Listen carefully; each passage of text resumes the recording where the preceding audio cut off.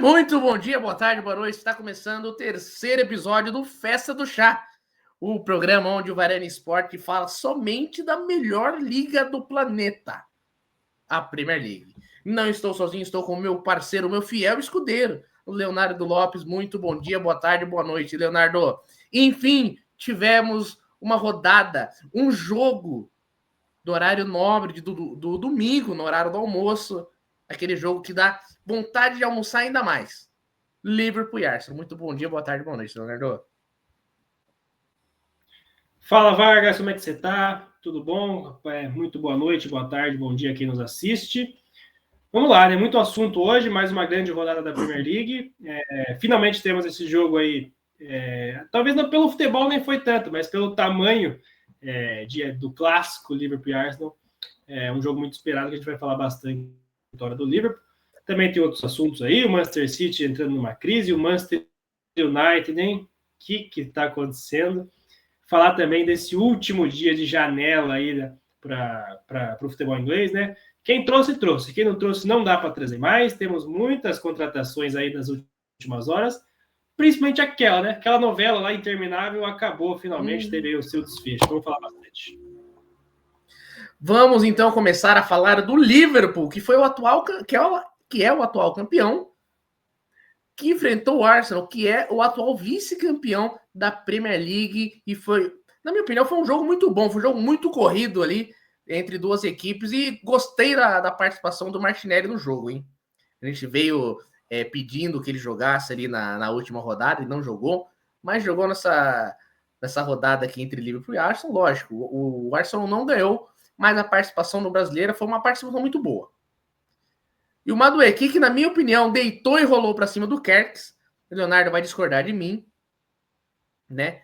E o jogo era para ser 0-0, mas ele, Szoboszlai, fez uma pintura do meio da rua, uma falta que fez uma curva assim, ó, entrou lá no ângulo do goleiro Raya da equipe do Arsenal, dando a vitória para o Liverpool.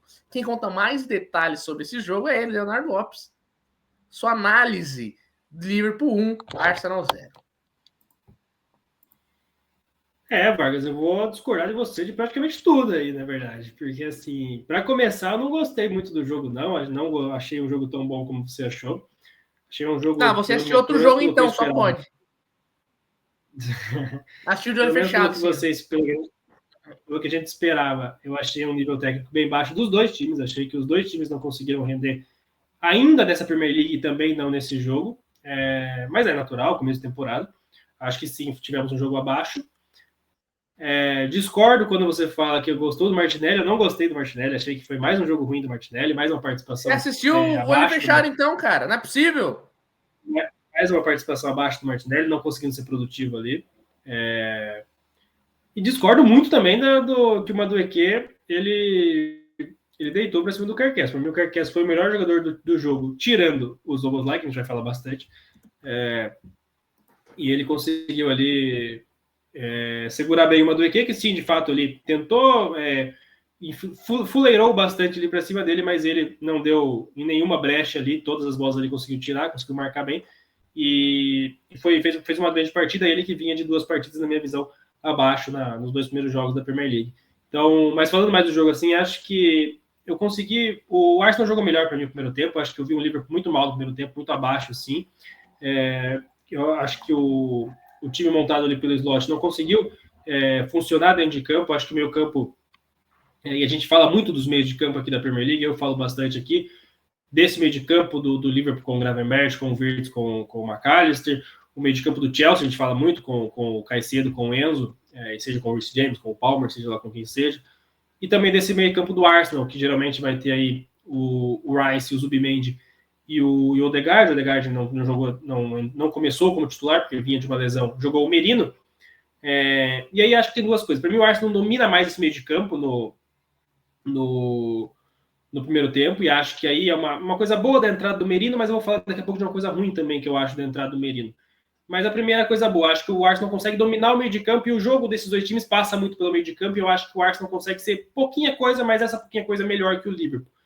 Não gostei do primeiro tempo da equipe do Liverpool, achei que não conseguiu achar soluções ali para sair para conseguir fazer o seu jogo que a gente geralmente vê. Então, acho que por mais que eu não veja um Arsenal tão superior assim, foi pouca coisa mesmo, vi um pouquinho melhor, teve a principal chance ali no chute do Madueke, que o Alisson faz mais uma brilhante defesa, né? Mas assim, bem abaixo. Um dos lances de ataque do Liverpool, que levou grande perigo ali para a zaga do Arsenal, foi a saída errada do Raya, né? Começaram a tocar a bola entre eles ali. Teve grande chance do Liverpool. Eu não achei falta ali do Van Dijk, eu acho que foi o Gyökeres, eu não lembro quem que era o jogador do Arsenal. Mas valorizou muito a chegada do... Foi o Merino? Se eu não tô enganado. Não lembro. Mas ele valorizou demais a chegada do Van Dijk. O Van Dijk chegou ali disputando a bola de corpo a corpo. Acho que ele pensou, vou cair desse jeito aqui porque o juizão vai ver e vai marcar falta. Mas não foi nada. Aí chegou no lance ali, a zaga do Arsenal, que teve uma perca muito sentida, que foi do Saliba, com 3 minutos de jogo também, né? Entrou o Mosqueira depois, né? Então, um dos lances de ataque ali do Liverpool foi esse erro aí de saída de bola do Raya.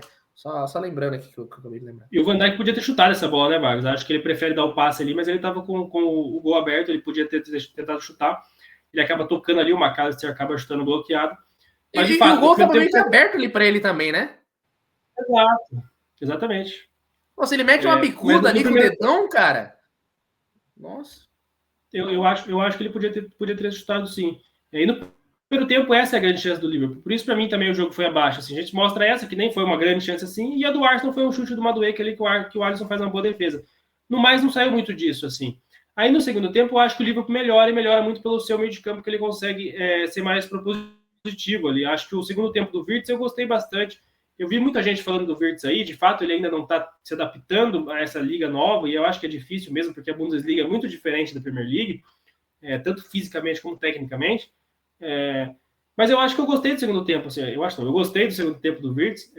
Achei ele muito mais participativo do que nas outras rodadas e no primeiro tempo ontem.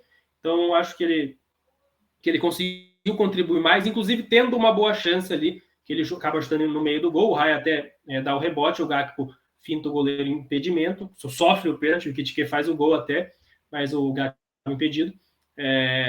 Então, acho que o Liverpool melhorou nesse segundo tempo. E aí, o grande destaque do time passa, não tem como a gente não falar de Dominic Szoboszlai, que mais uma vez foi o cara do jogo. Assim. Já tinha sido contra a equipe. Ele começou de lateral direito de novo ou não? Começou. Assumindo essa bronca contra o Newcastle, né, jogando de lateral direito, e ontem de novo. Assim. Se a gente for falar aqui, a gente tem aqui nosso programa de projeções, se você for ver no nosso campinho aqui, o Szoboszlai não está no time, e acho que era meio que um consenso com a vinda do Wirtz, era ele que ia perder essa vaga, né? O meio campo de fato seria Gravenberch, McAllister e Wirtz. Sim.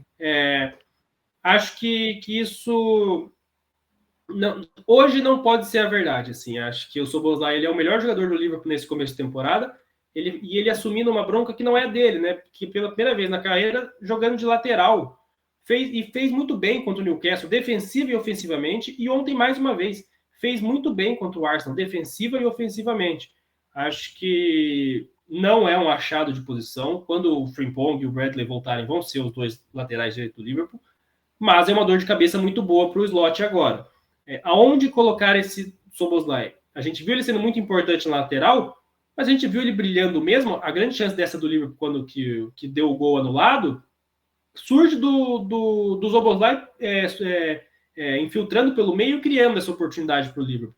Então, ele no meio de campo é muito importante para esse time do Liverpool, e acho que ele vai acabar sendo o titular.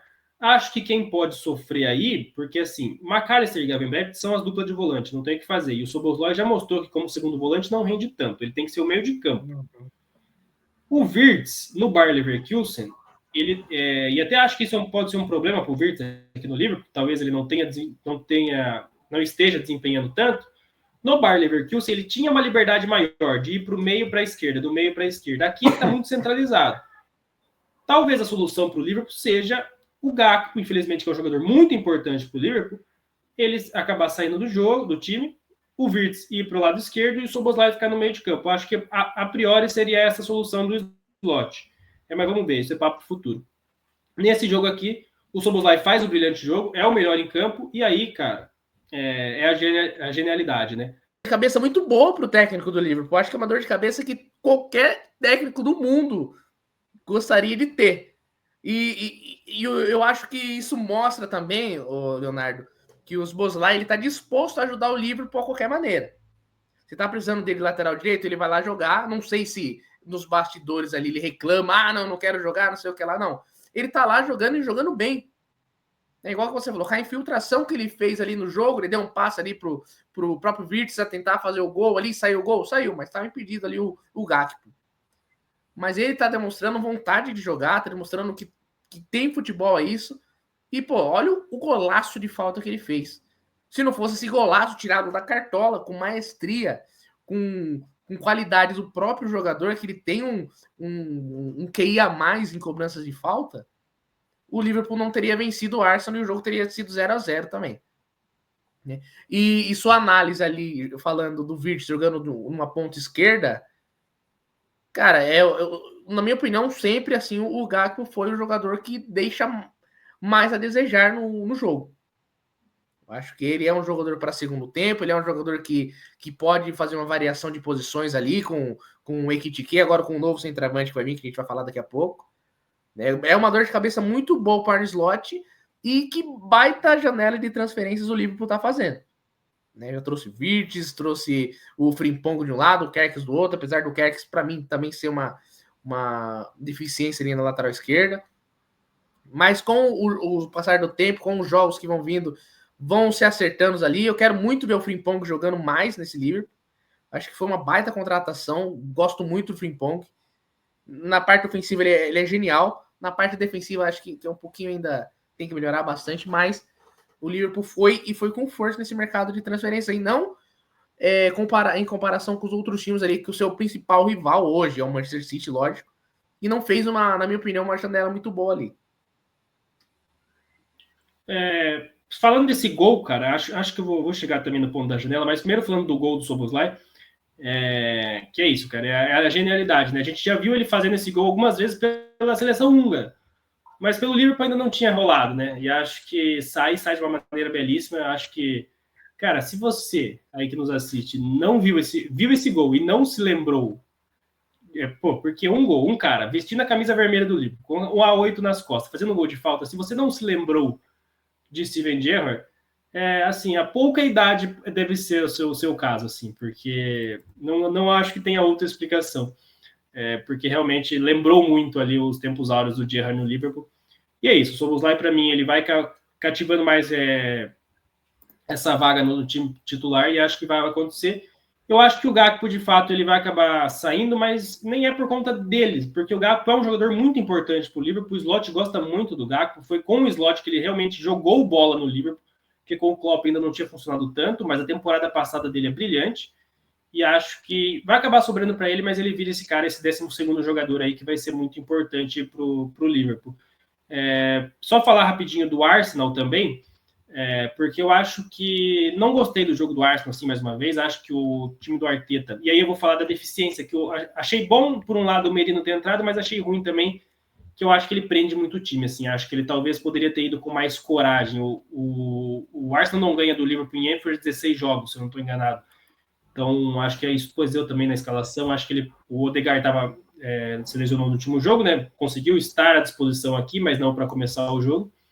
E aí ele opta por entrar com o Merino e fica um meio de campo muito mais fechado ali com o Zubimendi, com o Merino e com o Rice. Acho que ele poderia ter tido um pouco mais de ousadia e soltar mais esse time. Mas é isso que são as maiores críticas ao trabalho do Arteta, geralmente, né? Que é um time que talvez...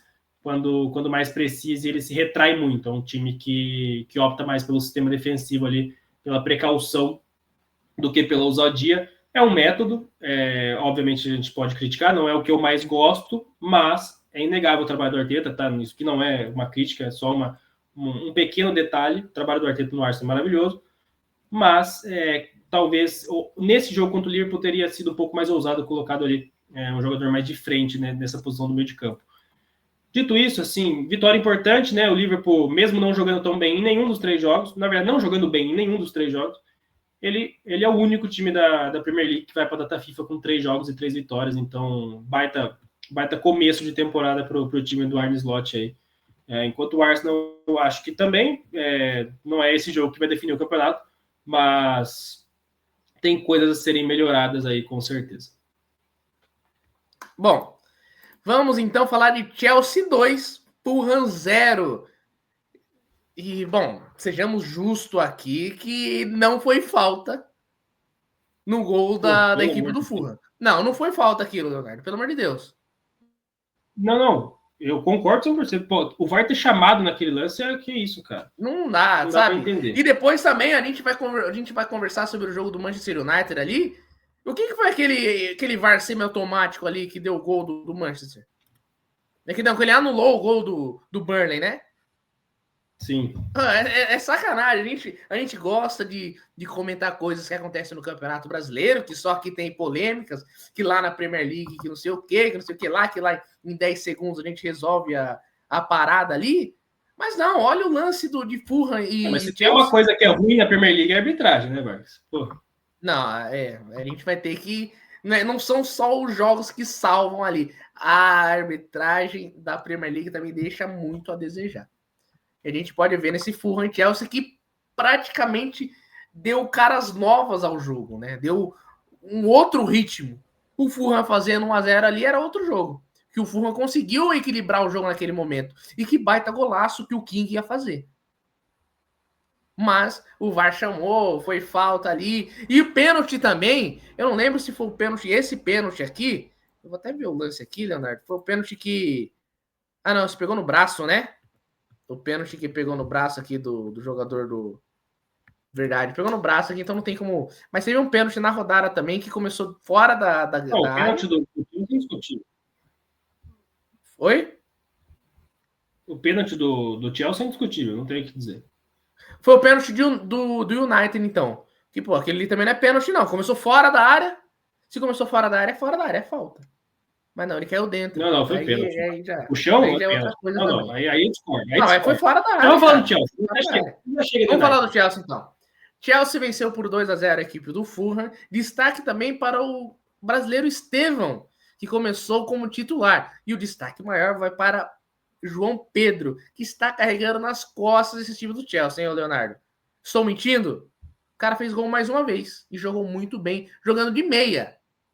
Jogando de meia ali. Não jogando de meia, lógico, ele jogou de chuteira, mas jogando na posição de meia. Só pra deixar bem claro.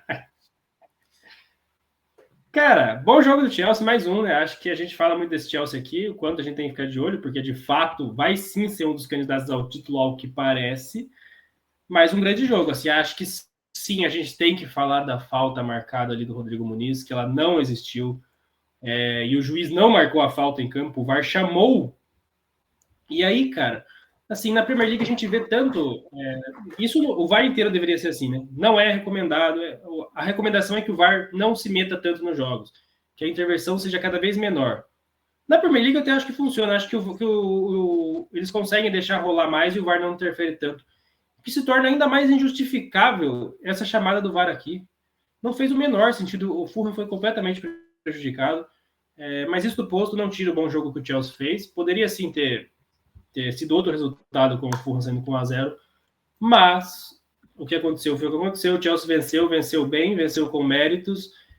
O João Pedro, chovendo molhado, fala dele, assim, acho que se encaixou como uma luva e de novo jogando como meio de campo, com o Dilap lá atrás, e aí a triste notícia é a lesão do Dilap, e aí que 4 semanas, se eu não estou em 4, 6 semanas fora.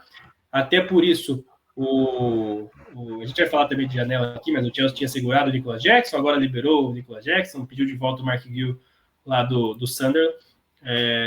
Então, mas o João Pedro de meio, né? De novo jogando de meio campo, jogando de camisa 10, que ele sabe fazer muito bem. Enquanto o Palmer tiver fora, acho que ele vai cumprir essa função aí. E vai cumprir muito bem. E aí, da hora que o Palmer voltar, ele vai para 9 e vai cumprir muito bem também, porque ele é isso. Ele é um jogador muito versátil, muito bom em todas as posições que ele joga. Se precisar jogar de ponta em algum momento também, vai fazer isso muito bem. Baita vitória do Chelsea. Mais uma, né? Um time muito compacto, ali, muito bem organizado pelo Maresca, que tá dando gosto de ver jogar, viu? O segundo gol aí do Enzo de pênalti. Enzo, inclusive, poupado da lista da Argentina, então boa notícia pro Chelsea aí, que o Enzo vai poder descansar um pouquinho, finalmente, né? O Enzo não descansou praticamente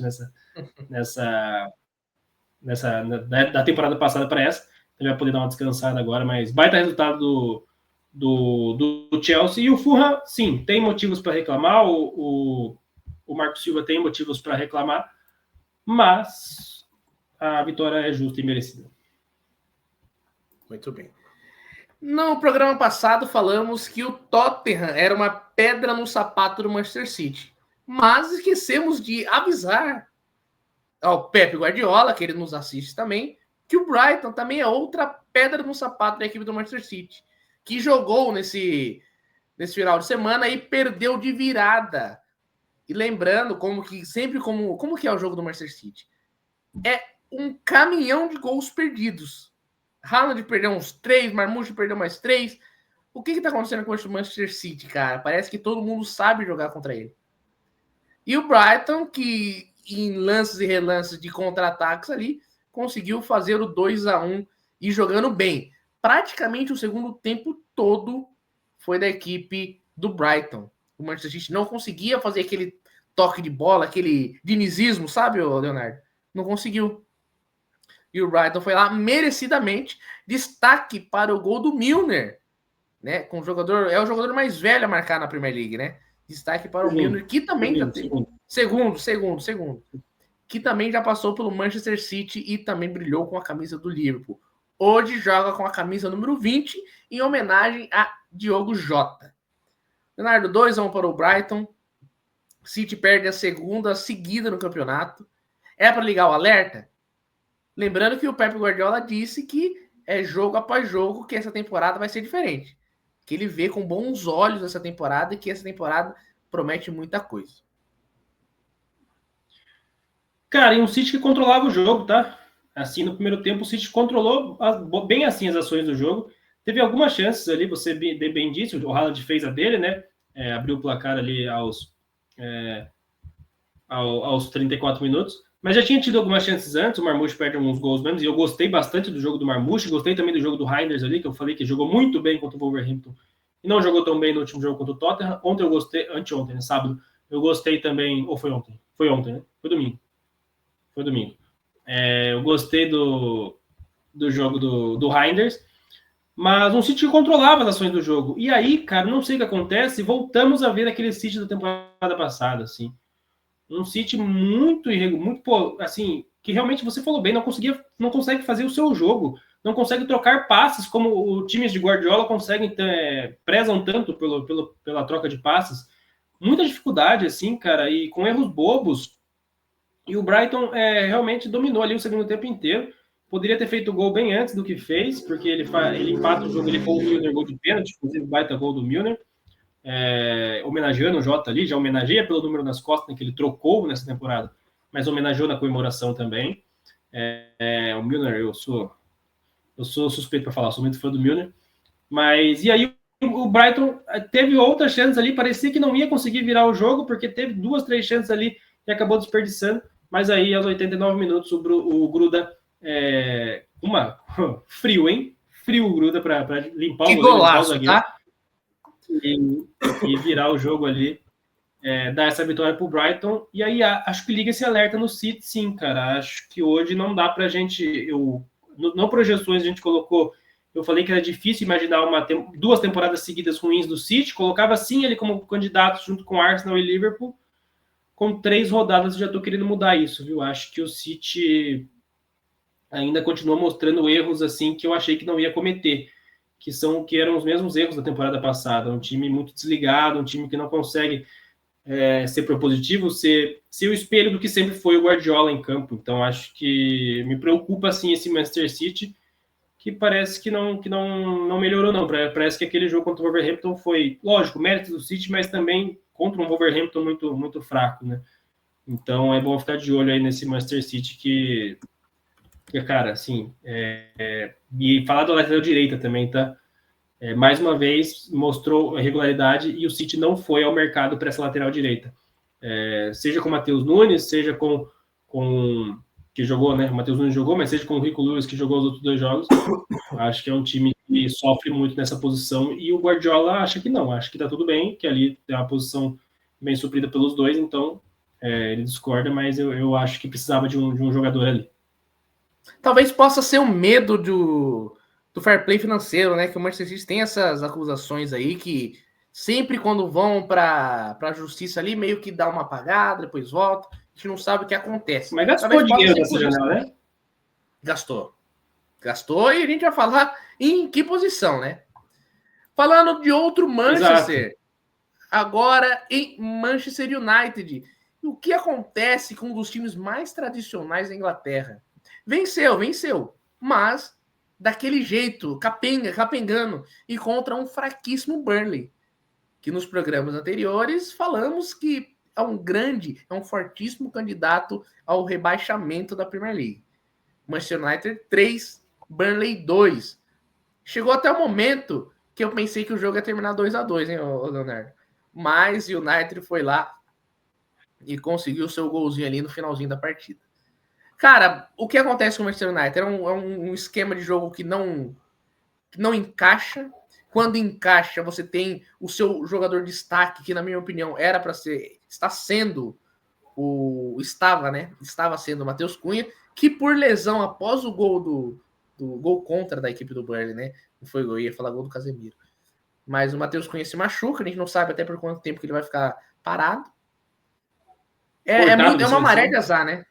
É uma maré de azar com o Manchester United. E o Rubem Amorim, cara, não sei. Não me parece o nome ideal para o Manchester United, não. Viu? Eu gostaria, não sei se você concorda comigo, de ver Zidane no Manchester United.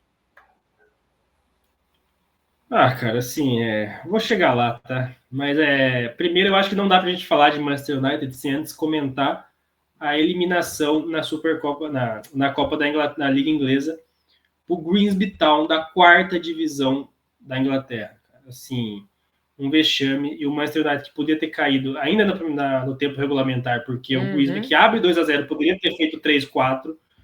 O United vai lá, consegue até empatar o jogo, mas cai nos pênaltis, e aí cai daquele jeito cruel com os seus dois reforços aí, perdendo os pênaltis, né? Seja o Matheus Cunha quanto o Mbeumo. E com o Naná também indo muito mal nas disputas de pênaltis, apesar de ter feito o gol dele. Acaba sendo eliminado ali para um time da 4ª divisão e já acumula o primeiro vexame da temporada. E é aqui de novo, contra um time muito fraco do Burnley, que provavelmente vai brigar para não cair, né? E o United não consegue jogar, assim. Acho que, cara, talvez tenha chegado ao fim aí a passagem do Rubem Amorim pelo United. É difícil dizer isso, né? Porque é um cara que surgiu muito bem no Sporting. Muita gente queria, até o próprio Liverpool chegou a querer. E aí ele vai para o United, mas não parece que resolve. Eu acho que ele é um cara que ele se apega muito à sua maneira de jogar e não muda isso. Acho que falta um pouco de variação tática ali para esse United. Ele insiste na maneira que deu certo lá no Sporting, que é com essa formação de 3 zagueiros, 2 alas, e com esses 2 10 ali atrás do centroavante. Acho que ele insiste nisso, mas não parece dar resultado para o United. Assim, acho que o Dorgu não é esse ala. Quer dizer, o Dorgu pode até ser, mas o Dorgu ele é um menino ainda muito jovem ali, que talvez não está tão experimentado para essa função. E aí sim, o Diallo ele não é esse ala, ele não joga nessa função, ele não gosta de jogar ali, fica claro que ele fica desconfortável. Então acho que ele insiste em coisas ali que não me parecem boas, e principalmente no Bruno Fernandes de segundo volante, é um negócio que eu não gosto, o Bruno já mostrou onde ele rende mais, que é como meio de campo mais avançado, e acho que perder isso para funcionar nesse esquema do Rubem Amorim, acho que é um desperdício de atleta, um desperdício de potencial. E aí tem a lesão do Matheus Cunha também, que é triste, né? Infelizmente, para o United também, para ele, que é cortado da seleção. Mas, para mim, o Rubem Amorim precisa de uma variação tática aí, precisa mudar esse United, precisa fazer jogar diferente. Eu não sei se ele tem isso no plantel dele ali, nos atributos dele, mas eu só enxergo dessa maneira, porque, sinceramente, ele parece muito convicto, parece que não quer mudar. E aí, se ele não quer mudar, para mim parece que chegou ao fim, de fato, a passagem dele, mesmo que curta, pelo Manchester United. É triste a gente falar isso, é mais um técnico que não consegue fazer esse time jogar bola, mais um técnico com potencial que não consegue fazer esse time jogar bola. Mas aí fica a dúvida aí, se vale a pena continuar mantendo, sendo que você não enxerga luz no fim do túnel. Venceu o Burnley, mas o resultado ele somente não se justifica, porque foi mais um jogo muito ruim, e contra um dos piores times do campeonato. E você precisou de um pênalti no último lance para vencer a partida. Então, acho que fica muito, muito difícil a situação e talvez até insustentável a situação do Rubem Amorim. Que eu acho até que não vai ser demitido, até porque a multa é muito alta, mas quem sabe ele mesmo não pede a demissão. Bom, vamos ver o que acontece aí com o Manchester United, então, nas próximas rodadas. Tudo que você falou aí de Rubem Amorim, me pareceu que ele é um grande professor pardal, né, lá da Europa. Vamos ver, então, o que os próximos episódios nos mostram. Outro time que jogou também e que foi completamente dominado pelo adversário foi a equipe do Tottenham, que tomou o gol do Bournemouth nos primeiros minutos e ali acabou. Tottenham não fez mais nada. Só o Bournemouth que teve a chance de fazer ainda mais gols, mas também não foi tão eficiente. Tottenham perde de 1-0 após vencer o Manchester City, já estava com a como que é a palavra, Leonardo? Já estava com a animação lá em cima, né, com a confiança lá em cima, e perde para o Bournemouth. O Bournemouth pode ser a surpresa desse time, apesar que não tem tantos nomes de peso assim, né? Que eu posso lembrar aqui que eu... É isso que eu vou falar, cara. É isso que você vai falar? Então nem vou falar mais, vou deixar o microfone aí. O que você vai falar? Porque se falta variação tática, lá pro Rubem Amorim, sobra aqui pro Iraola, né, cara? Que é um gigantesco treinador, assim. Já mostrou na temporada passada um baita de um trabalho com o Bournemouth. E nessa temporada perde muitas peças, perde praticamente seu sistema defensivo inteiro, não traz muita gente, não. E, cara, faz esse time jogar bola. Jogo muito bom do Bournemouth. O Tottenham não jogou nada, é verdade. O time do Thomas Frank jogou muito mal essa partida. Jogo muito ruim do Tottenham. Mas tem que dar a César o que é de César. Jogo muito bom da equipe do Bournemouth. Controlando a partida, sendo intenso, propositivo, mesmo jogando fora de casa, lá no Tottenham Hotspur Stadium. Merecia ter feito mais gols ali, merecia ter saído com uma vitória até maior. Sim, realmente o trabalho do Iraola é fantástico, assim, é um treinador que a gente tem que ficar muito de olho. Eu gosto muito, assim, acho que para os grandes times aí, é difícil a gente falar até do United aqui, porque o United geralmente pega o treinador e acaba destruindo a carreira dele. Mas não só para o United, como para outros times grandes aí do futebol europeu, acho que colocar olho aqui no Iraola, cara, baita treinador, assim. Acho que tem outros exemplos aqui também, o Glasner lá no Crystal Palace é outro, que eu gosto muito, mas o Iraola ele consegue fazer muito com pouco, né, cara, e isso é bem legal, assim. E esse negócio da variação tática, que eu falei que falta para o Rubem Amorim. Consegue ser propositivo muitas vezes, consegue fazer um jogo reativo quando precisa e jogar bem nas duas maneiras. Então, baita de um resultado e muito merecido, assim. Mais uma boa vitória do Bournemouth, gol do brasileiro Ivanilson, né? Boa a gente destacar logo no comecinho do jogo ali, que deu também uma tranquilidade maior. Mas jogo ruim do Tottenham, né? A gente via de um Tottenham de 2 bons jogos, contra o Burnley e contra o Manchester City principalmente, mas aqui faz o seu primeiro jogo ruim na temporada, né? Visto que já tinha feito um grande jogo contra o PSG na Supercopa da UEFA.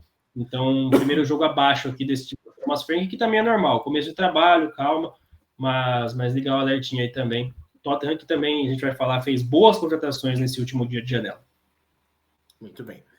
Vamos falar, lembrando que sempre aqui no nosso programa a gente pega um jogo de destaque que não é do Big Six. E o jogo de destaque escolhido nessa rodada foi a vitória do West Ham sobre o Nottingham Forest por 3-0. E detalhe bem curioso, os gols saíram após 80 minutos. Surpreendeu, hein? Surpreendente. E destaque positivo para o nosso brasileiro Lucas Paquetá, que marcou mais uma vez.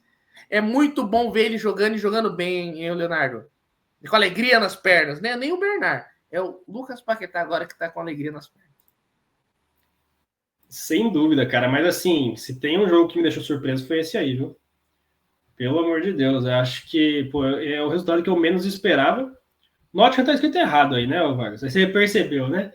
Eu percebi, vou arrumar agora. Ao vivo, hein? Pode continuar. Pô, cara, assim, nem foi um 3-0, talvez nem reflita o que foi o jogo, né?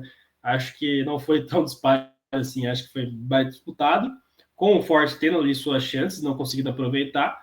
E quando caiu no colo do West Ham, ele sobrou, ele aproveitou com um jogador que é muito regular, né? Não é o Paquetá, tá? Vou falar dele.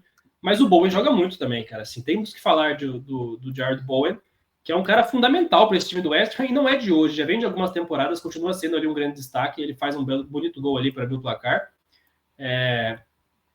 E aí o Forest se lança, né, buscando o gol de toda maneira, estava jogando em casa, contra um time que em teoria é muito mais fraco, e acaba dando um contra-ataque ali, sai o pênalti, e o Paquetá faz o gol, até faz ali o telefoninho desligando, beijo o escudo, né, fazendo uma referência, uma proposta do Aston Villa que ele recebeu, e falaram que estava avançado, mas nesse momento ele descarta qualquer possibilidade, desliga o telefone, beija o escudo.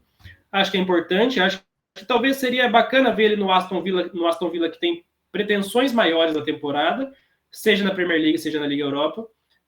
Mas acho bacana também ele ficar no West Ham, que é um time que apoiou muito ele durante todo esse episódio envolvendo das apostas esportivas aí que ele foi acusado. Então, acho que uma boa vitória do West Ham, surpreendente, de um time que eu realmente não esperava. Acho o Nottingham um time muito melhor. O Nottingham é um time muito melhor. O West Ham, para mim, é um time que vai brigar lá embaixo. Acho o trabalho do Graham Potter muito fraco. Para mim, ele seria o primeiro a ser demitido aí dessa leva.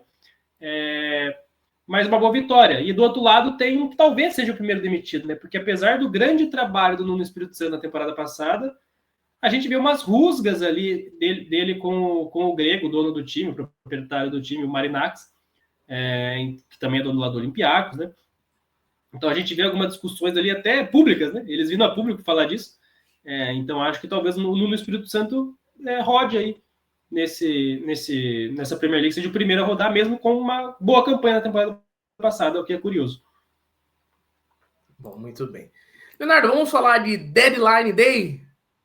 É o último dia da janela de transferências e muita coisa aconteceu, muita coisa pode acontecer, né, na Europa. Como que você quer fazer, Leonardo? Eu passo algumas informações aqui, você passa outras. Você quer falar de algum time específico? Eu posso falar de algum? Cara, dá pra gente falar das mais importantes aí, né? Acho que hoje, para quem não sabe, hoje teve o último dia da janela de transferências em muitos países da Europa, nos principais ali. Espanha, a Espanha fechou agora mais recente até, mas lá ali de tarde fecharam Itália, Alemanha, Inglaterra, que são os principais ali. Então, as principais contratações do futebol europeu já aconteceram. Ainda está aberto ali para o próprio Brasil, fecha amanhã, está aberto para a Turquia, mas para o mundo árabe também está aberto, mas na Europa ali as principais ligas fechou hoje, no dia 1º de setembro. Muito bem. Leonardo, eu vou falar do Manchester City e vou puxar para o senhor falar do Liverpool. Vamos fazer um de cada um, pode ser? Bora. Perfeito, então, Manchester City, como já havíamos falado antes, naquela novela de Donnarumma, vai vir ou não vai? O Ederson tem que sair. O Ederson saiu, acertou com o Fenerbahçe. Outro que também deixa o Manchester City é o zagueiro Akanji, que foi para a Inter de Milão. E um dos principais nomes das últimas temporadas, que teve até uma passagem relâmpago no Barcelona, Gundogan também deixa a equipe inglesa e vai para o Galatasaray. Quem chega é o Donnarumma, grande goleiro aí que estava no PSG. Comentando rapidinho, Vargas, acho que a principal é a do goleiro, né? A ida do Donnarumma, a saída do Ederson. Não gosto tanto, acho que para o que é o jogo do Guardiola, não sei se o Donnarumma funciona mais do que o Ederson. Afinal, não sei não tenho dúvidas. O Donnarumma não funciona mais do que o Ederson. É um goleiro que a gente já viu tendo muitos problemas com o jogo ali, com o jogo com os pés. E o contrário do Ederson, que é uma referência nesse sentido. Nesse aspecto eu não gosto muito, eu acho que cai um pouco. E acho que outros times poderiam ter feito oferta pelo Donnarumma. Eu falo de Manchester United e de Chelsea, acho que era uma posição mais carente para esses dois times. As outras acho que é mais se livrando ali de alguns jogadores que ocupavam uma base salarial muito grande no time. Jogadores importantes, já foram muito importantes, mas que hoje em dia talvez não rendem tanto ali. Eu falo do Akanji e do Gundogan. Então, acho que é isso. Assim, o deadline day do City se resume muito ao Donnarumma. Eu acho que eu não teria feito essa transferência. Perfeito. E o que acontece no Liverpool? Parecia que o Guerreiro ia vir, agora não vai vir mais. O que aconteceu, Leonardo? E tem o Liverpool chegando, hein? Encerrou, né? Finalmente acabou a maior novela dessa janela de transferência como um todo foi a do Isaac, com certeza. Fez lá a sua birra, não quis treinar, fez greve lá no Newcastle, não ia jogar de jeito nenhum, não ia ficar no clube. O Newcastle estava irredutível, não ia vender até encontrar um centroavante, contratar um próprio centroavante para substituir o Isaac. Fez isso, né? Contratou o Ultimate lá do Stuttgart, inclusive pagando 80 milhões de libras, um dinheiro bem alto ali pelo pirulitão alemão ali, o jogador de quase 2 metros de altura. Bem alto o Ultimate, viu? Fez uma boa temporada no Stuttgart. O Bayern chegou a contratar ele ali para tentar ser o reserva do Kane, não conseguiu, ele acabou indo para o Newcastle, e aí liberou, né? E aí o Isaac liberou para o Isaac chegar para o Liverpool. Transação ali na casa de 130 milhões de libras, a contratação mais cara da história do Liverpool, a contratação mais cara da história da Premier League, e a terceira maior contratação da história do futebol, perdendo ali para o Neymar e para o Mbappé. Então, assim, baita de uma Mbappé, não do... porque foi de graça, né? Mbappé do Mônaco pro PSG. E não do PSG pro Real, porque foi de graça. Mas... Baita janela do Liverpool, né? Acho que reforça muito bem ali o seu sistema, principalmente ofensivo. É um cara ali que vai brigar por posição com o Ekitike, que também custou uma nota e começou muito bem a temporada, né? Então vai ser interessante isso. Mas não tem como não ser boa essa opção, né? O Isaac jogou muito, o Isaac joga muito, é um cara muito, muito talentoso ali, apesar da altura, da alta envergadura também. É um cara que é muito talentoso, tem muita habilidade com a bola no pé, então acho que vai ajudar muito esse time do Liverpool, e principalmente nesse estilo que o Slot gosta de jogar. A parte ruim fica na zaga, né? Contrata ali o Giovanni Leone, que tem um futuro muito promissor, jogador do Parma, mas tinha tudo acertado com o Marc Guéhi, jogador e capitão do Crystal Palace, inclusive marcou um golaço nessa última rodada contra o Aston Villa. Bom resultado também que a gente não falou aqui, o Palace venceu por 3-0 o Villa lá no Villa Park. E o Guéhi fez um golaço, ele estava tudo acertado com o Liverpool, e mais um caso desse, o Crystal Palace estava esperando um zagueiro para poder liberar o Guéhi, acertou com o zagueiro, falo aqui de Igor Júlio, que estava no Brighton, brasileiro. O Igor Júlio tinha tudo acertado com o Palace, o Guéhi tudo acertado com o Liverpool, de última hora mesmo, o Igor Júlio deu para trás, foi para o West Ham, preferiu ir para o West Ham, e aí o Crystal Palace segurou a negociação e deixou o Liverpool sem o Marc Guéhi, que vai ficar sem contrato na temporada que vem. Então o Liverpool pode tentar novamente em janeiro, porque senão o Palace perde o jogador de graça. Mas de qualquer forma já baixa o valor para janeiro, né? Então é um Palace ali que fez jogo duro e não liberou. O Palace também contratou ali o IR Pino, um bom jogador do Vila Real. Fez ali algumas transações que precisava, até pela saída do Eze, que a gente já falou. Mas de Liverpool, acho que é isso. Assim, baita de uma janela, com certeza a melhor da Europa. Ficou um gostinho ruim no final, porque o Guéhi seria para fechar com chave de ouro ali. O Guéhi ia chegar e ia brigar com posição com o Konaté, por exemplo. O Leone ainda não está nesse patamar, porque é muito novo ainda. E o Gomes não é confiável, né? Então fica ali um problema de se o Konaté machuca, vai botar o menino, vai botar o Gomes, e o Konaté já saiu machucado contra o Arsenal, é bom lembrar. Então fica esse asterisco aí.